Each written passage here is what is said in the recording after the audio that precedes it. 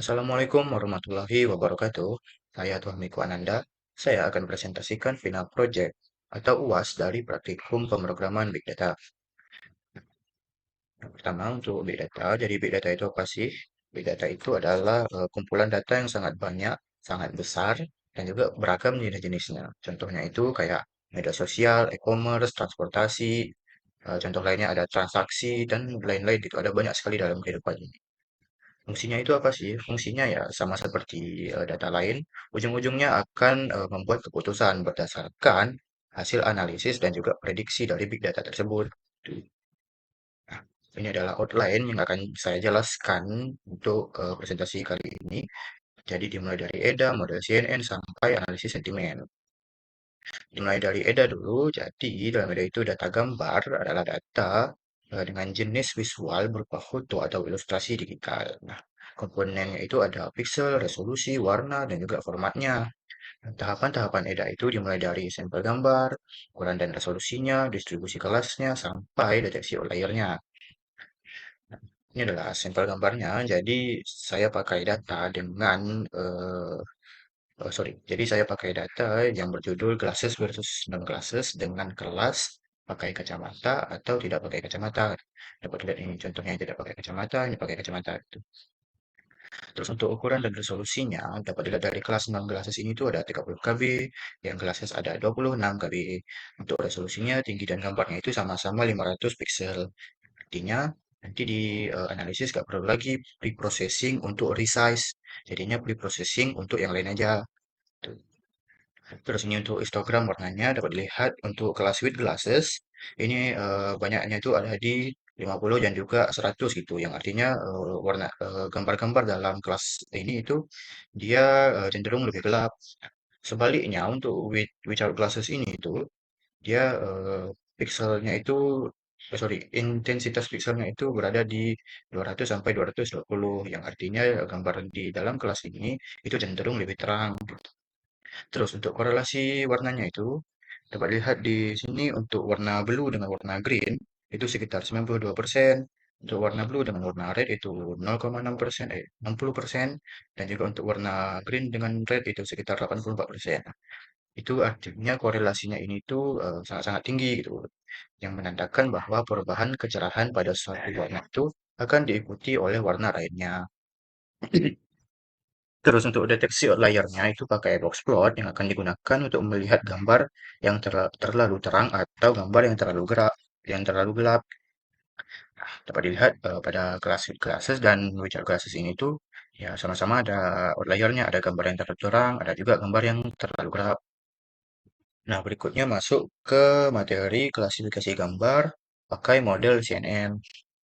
Nah, model CNN itu sendiri adalah jenis model dari deep learning yang memang model CNN ini itu dirancang khusus untuk menganalisis atau memproses data-data gambar. Jadi kenapa pakai model CNN? Yang pertama, karena model CNN ini merupakan arsitektur deep learning yang terbaik untuk saat ini untuk mengolah gambar. Terus yang kedua, model CNN itu dia mampu mengenali pola-pola seperti tepinya, teksturnya, dan juga bentuk-bentuk dari gambar itu secara otomatis.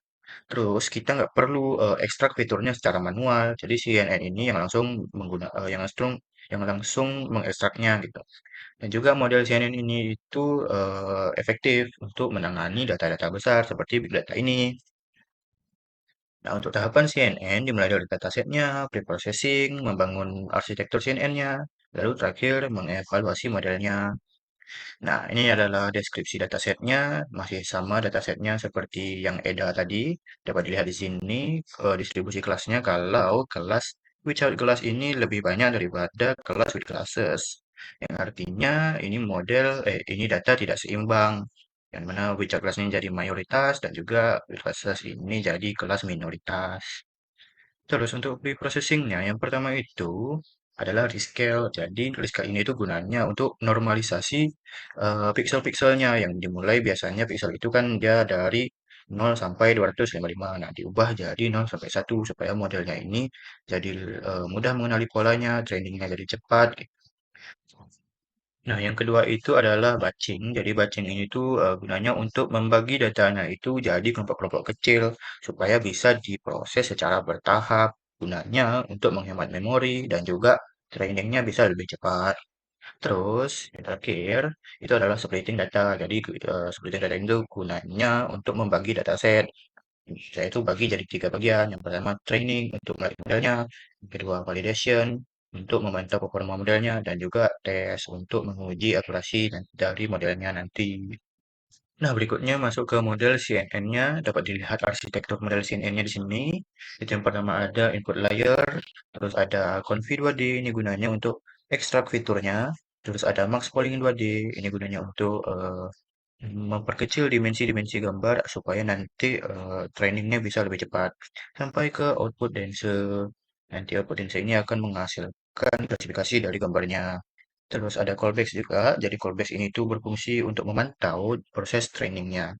Nah, di sini ada dua jenis yang saya pakai itu yang pertama early stopping. Jadi ini tuh gunanya untuk menghentikan training otomatis kalau akurasi dari modelnya itu malah menurun atau tidak membaik selama beberapa epoch gitu. Terus ada model checkpoint ya. Ini gunanya untuk menyimpan model terbaik dari trainingnya gitu. Terus di sini dapat dilihat untuk evaluasi modelnya di classification reportnya dapat kita lihat kalau ini sangat bagus ya, rata-rata 99%, akurasinya juga 99%. Nah, di confusion matrixnya dapat dilihat ini untuk kelas weight classes dia mengklasifikasi gambar dengan sangat baik gitu. Yang dia itu salah klasifikasi cuma 22, yang benar itu dia sampai 1300-an.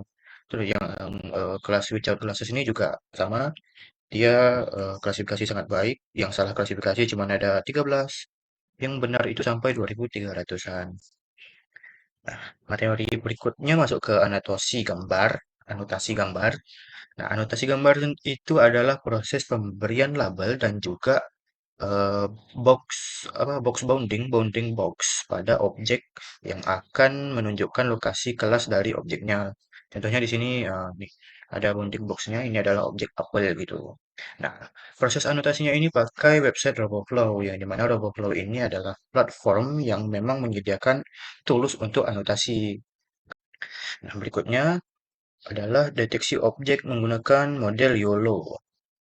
Nah, deteksi objek itu adalah teknik computer vision untuk melihat dan menemukan lokasi objek tertentu pakai bounding box tadi. Nah, terus kenapa pakai model YOLO? Karena model YOLO itu ringan dan mudah digunakan. Itu aja sih.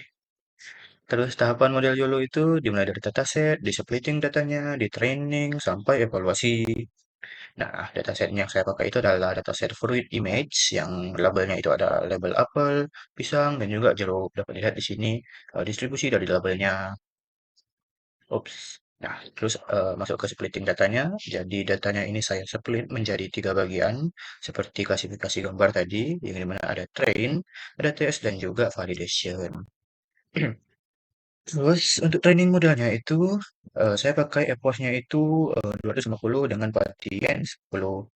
Jadi trainingnya ini terhenti di 176, Evo 176 yang dihentikan oleh Patience ini karena akurasi dari modelnya ini nggak membaik selama 40 epoch gitu.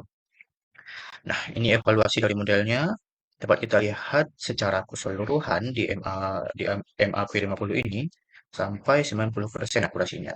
Nah, ini adalah contoh yang terdeteksi, ini ada orange, ada bounding box-nya ini warna putih. Memang nggak kelihatan ya, tapi ada kok ini bounding box-nya. Terus, materi berikutnya ada deployment dengan Streamlit.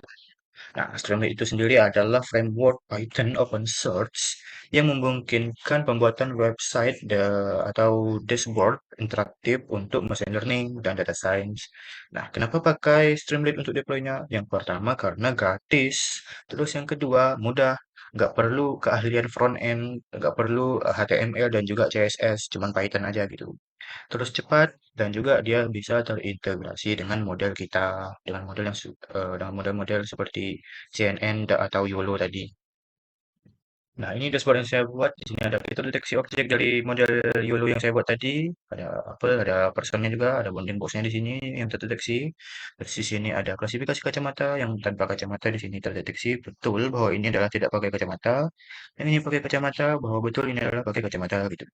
Ini ada dashboard statistiknya, di sini ada objek detection-nya, di sini mendeteksi ada dua objek yaitu apple dan juga person, terus klasifikasi, ada statistiknya, dan juga ada historinya juga seperti itu. Nah, materi berikutnya adalah scraping data dari Play Store. Nah, scraping data itu adalah teknik pengambilan data secara otomatis dari website atau aplikasi menggunakan kode, menggunakan Python kalau saya. Terus tujuan scraping itu adalah mengumpulkan data. Kalau saya tujuannya mengumpulkan data, ulasan atau komentar dari aplikasinya, terus mendapatkan datasetnya supaya nanti saya analisis sentimen, terus mengetahui feedback dari pengguna atau keluhan penggunanya, dan juga mempercepat pengumpulan data review dan juga dalam jumlah besar gitu.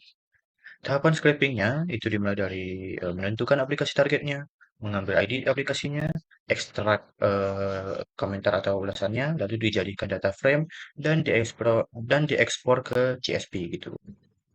Nah, berikutnya untuk target data saya itu adalah Honkai Star Rail, yang dimana Honkai Star Rail ini adalah game RPG turn-based dari HoYoverse yang sangat populer untuk sekarang. Nah, kenapa saya pakai data ini? Karena saya suka gamenya. Gitu sih.